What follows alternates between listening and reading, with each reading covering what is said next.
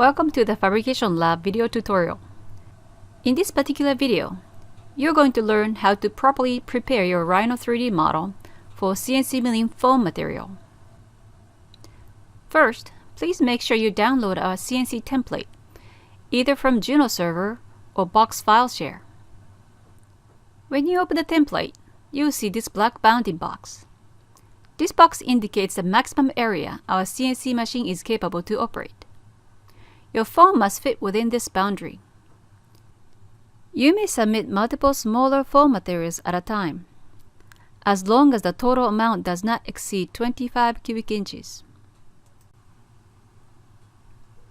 Now let's place your model in this box. Using the bounding box command makes this easy. Create a bounding box around your model. Then, select the box and the model.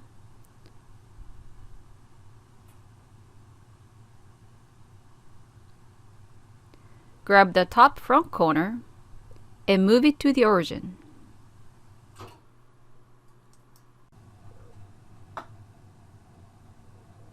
At this moment, you need to make sure the model is in the proper location. Look from the front view.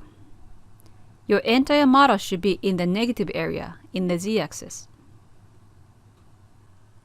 That's it.